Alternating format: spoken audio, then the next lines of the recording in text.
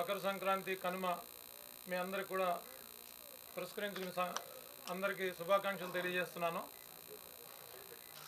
ఈ యొక్క రీసెంట్గా నిన్న జరిగిన మీ సంఘటన చూశారు. చట్టాలను ఉల్లంఘించి విద్యా చట్టాలను ఉల్లంఘించి నిన్న ఒక చీప్ లిక్కర్, దాన్ని సుమారుగా చాలా తక్కువ ఖరీదు అది. అలాంటి చీప్ లిక్కర్, అసలే ఈ లిక్కర్ మీద చాలా అభియోగాలు ఉన్నాయి. ఏంటంటే వైట్లో పేమెంట్ తీసుకోకుండా క్యాష్లోనే పేమెంట్ తీసుకుంటూ ఉన్న ఈ లిక్కర్ షాప్లోంచి అదొక అన్యాయం అయితే, మరొక అన్యాయం ఏంటంటే ఈ లిక్కర్ని బాహాటంగా చట్టాలను ఉల్లంఘించి 400 బాటిల్ని 2-3 బాటిల్ దాటి నాకు తెలిసి ఎక్సైజ్ చట్టం ఒప్పుకోదు. అలాంటి చట్టాన్ని ఉల్లంఘించి ఫీజు ఏమైనా కట్టారా, పార్టీకి తరఫున ఏమైనా లైసెన్స్ తీసుకున్నారా, ఏమీ లేకుండా ఒక విద్యాలయంలో ఆ విద్యా సంస్థలో ఇలాంటి దారుణమైన దుర్మార్గమైన చర్య, దానికి తోడు తగుదనమ్మంటూ కోళ్ళు, దాన్ని మళ్ళీ మెసేజ్ వాట్సాప్లో మీరందరూ చికెను బాటిల్ తీసుకుని వెళ్ళండి అని చెప్పి యథేచ్ఛగా నిస్సిగ్గుగా, సిగ్గు లేకుండా మరి ఆయన ఏదో డిఫెన్స్లో చేస్తానంటారు, ఎక్కడో చేశానని పని చేశానంటారు, రకరకాల ఫ్లెక్సీల మీద కూడా రాసుకుంటాడు ఆయన, నేను పలానా చదువు చదివాను, పలానా ఉద్యోగం చేశానని. ఈ చదువు నీకు నేర్పింది ఇదేనా అని మీ మీడియా ముఖంగా తెలియజేస్తున్నాను. నీకు ఈ ఉద్యోగం నేర్పిన డిఫెన్స్ అంటే త్రివిధ దళాల్లో మనకి ఎంత డిసిప్లిన్ నేర్పుతుందంటే, నా కొడుకులు కూడా డిఫెన్స్ స్కూల్లోనే చదువుకున్నారు. ఎందుకంటే ఒక డిసిప్లిన్ ఉంటుందని నేను డిఫెన్స్ స్కూల్లో చదివించా. సో ఇలాంటి ఇలాంటి ఉద్యోగ సంస్థ నుంచి వచ్చి సివిలియన్స్కి నువ్వు ఇదేనా నేర్పేది, వాటర్స్కి ఇదేనా నేర్పేది నువ్వు అని మీ ముఖంగా, పత్రికా ముఖంగా నేను ప్రశ్నిస్తున్నాను. ఇలాంటి చర్యలు ప్రోత్సహిస్తున్న ఈ ప్రభుత్వాన్ని మీరు ఏమనాలనేది మీ మీడియా ముఖంగా ఈ ప్రభుత్వాన్ని ప్రశ్నిస్తున్నా. ఇలాంటి చర్యలు మీరు ఇప్పుడు దాకా ఏమైనా దీని మీద చర్యలు ఉపక్రమించారా? ఉపక్రమించకపోతే మేము దీన్ని చట్టం ద్వారా దీన్ని కేసులు వేస్తాం. తగు డిపార్ట్మెంట్ని విద్యా సంస్థలు ఇలాంటి వాటికి ఆలవాలంగా చేయడానికి ఎవరు దీనికి పర్మిషన్ ఇచ్చారు? డిఓ గారిని కానీ, కమిషనర్ గారిని కానీ, ప్రిన్సిపల్ సెక్రటరీ ఎడ్యుకేషన్ కానీ ఇలాంటి వాటికి మీరు లైసెన్స్ ఇచ్చారా? విద్యా సంస్థ నడపడానికి మీరు విద్యను బోధించడానికి లైసెన్స్ ఇచ్చారా? అసలు ఎన్ని లైసెన్సుల మీద ఎన్ని స్కూళ్ళు నడుస్తున్నాయి, ఎన్ని కాలేజీలు నడుస్తున్నాయి అనే దాని మీద కూడా మేము దీని మీద ఖచ్చితంగా ప్రశ్నించడం జరుగుతుంది.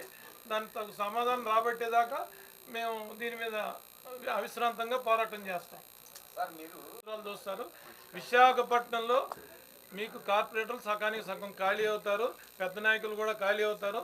ఇదే టార్గెట్గా మేమందరం పనిచేస్తాం. మొన్న వంశీకృష్ణ శ్రీనివాస్ కూడా చెప్పాడు, మన మాజీ వైఎస్ఆర్సీపీ నేత, మాజీ సిటీ ప్రెసిడెంట్, ప్రస్తుత ఎమ్మెల్సీ వంశీకృష్ణ శ్రీనివాస్ కూడా చెప్పాడు, పార్టీని ఖాళీ చేసే దిశగానే ఉంటాం. అతను చాలా అవమానాలు నాతో పాటు ఎదుర్కొన్నాడు. అతను చెప్పిందే నేను కూడా చెప్తున్నా, ఈ ఖాళీ చేసే దిశగా మాత్రం అయితే ఖచ్చితంగా ప్రయత్నం చేస్తాం. ఇప్పుడు ఒక రాజీనామా చేసిన లీడర్తో కూర్చున్నారంటే దానికి చెప్పకనే మీరే అర్థం చేసుకోవాలి. వాటి చేస్తారు, సందర్భాన్ని బట్టి రాజీనామా చేస్తారు. అందరం ఒకే పార్టీలోకి వెళ్తాం, అన్ని మీకు చెప్తాం.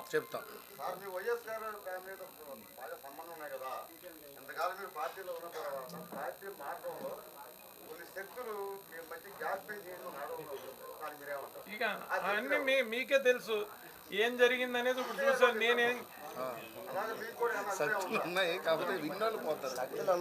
అన్నీ మీకు తెలుసు. రేపు ప్రజలు కూడా నిర్ణయిస్తారు. మత్స్యకార సోదరులు ఎవరిని మద్దతు ఇస్తారు, దళిత లీడర్లు, దళిత ప్రజలు ఎవరు నిర్ణయిస్తారు, ఎవరికి మద్దతుగా నిలబడతారు, నాయకులు ఎవరికి మద్దతుగా నిలబడతారు, అన్ని బీసీ మైనార్టీలు ఎవరితో నిలబడతారు, అన్నీ మీరు చూస్తారు. కాలం చాలా బలమైంది.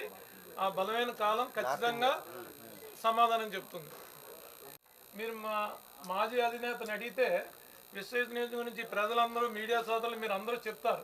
ఏంటంటే ఆళ్ళ రామకృష్ణారెడ్డి అనే ఆయన ఎన్ని సంవత్సరాల నుంచి అవిశ్రాంతంగా జగన్మోహన్ రెడ్డి గారితో కాల్లో కాలు, చేయిలో చేసి నడిచాడు. సీతంరావు సుధాకర్ అనేవాడు రాజశేఖర రెడ్డి గారి దగ్గర నుంచి విజయమ్మ గారి దాకా, జగన్మోహన్ రెడ్డి దాకా ఏం సేవలు అందించాడు, ఎంత ఖర్చు పెట్టాడు, ఏమేం కార్యక్రమాలు చేశాడు. నువ్వు ఎలక్షన్ చేస్తే 2014లో ఓడిపోయినందుకు నాకు కొంతల రామకృష్ణ గారు సలహా ఇచ్చారు. ఓడిపోయినందుకు నువ్వు బాసునెళ్ళి కలవయ్యా, సమీక్షించాలి, మనం డెమోక్రసీ విలువలతో కూడింది, మనం ఎందుకు ఓడిపోయాం అనేది విచారించాలని నాయకుడు చెప్పంటే నాయకుడి దగ్గరికి వెళ్ళి సార్ మనం ఎందుకు ఓడిపోయాం, మనం దాన్ని సమీక్ష నిర్వహించుకోవాలని చెబితే ఉత్తరాంధ్రలో పెడతాం వైజాగ్లో అంటే వైజాగ్ కాదు విజయనగరం శ్రీకాకుళం కూడా ఇక్కడే పెట్టు అంటే నేనే ఆ ఖర్చు భరించి సుమారుగా 15 రోజుల పాటు అవిశ్రాంతంగా ప్రతి నియోజకవర్గంలో ప్రతి ఇంపార్టెంట్ కార్యకర్తని పొద్దుట బ్రేక్ఫాస్ట్ నుంచి రాత్రి డిన్నర్ దాకా అన్ని వెన్యూ దగ్గర నుంచి అన్నీ నేను మోసి దాని శిరోభారం అంతా నేను మోసి అసలు ఎందుకు ఓడిపోయామనే సమీక్ష చేసి ఎంతమంది కోఆర్డినేటర్లకు ఇంట్రెస్ట్ ఉంది, ఎంతమందికి లేదు, ఎవరిని మార్చాలని తద్వారా తెలుసుకుని ఇలాంటి కార్యక్రమాలన్నీ జయ ఆంధ్రప్రదేశ్ మీటింగ్ అవని కొన్ని లక్షల కోట్ల రూపాయలు పెట్టి 1,00,000 మందితో మీటింగ్ పెట్టాను నేను ఇక్కడ. ఇవన్నీ విజయసాయి రెడ్డి గారికి తెలుసు, జగన్మోహన్ రెడ్డి గారికి తెలుసు. నేను ఏమేమి పనులు చేశాను, ఎన్ని కోట్ల రూపాయలు ఖర్చు పెట్టాను, ఎంతమందిని పార్టీలోకి తీసుకొచ్చాను ఉన్నాయి కదా, ఆలోచించి నిర్ణయం తీసుకుంటాను. అది కాలక్రమేణా జరిగే ప్రక్రియ, ఆ ప్రక్రియ ప్రకారం తర్వాత నెమ్మదిగా చెప్తాం, మీ అందరికీ తెలిసేటట్టే చేస్తాం.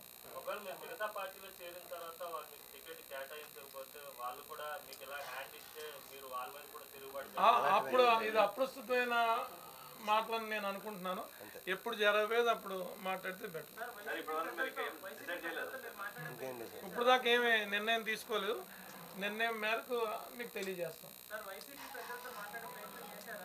ఎందుకు చేయాలి? వైసీపీ పెద్దలకి నా గురించి తెలుసు, నాకు వైసీపీ పెద్దల గురించి తెలుసు.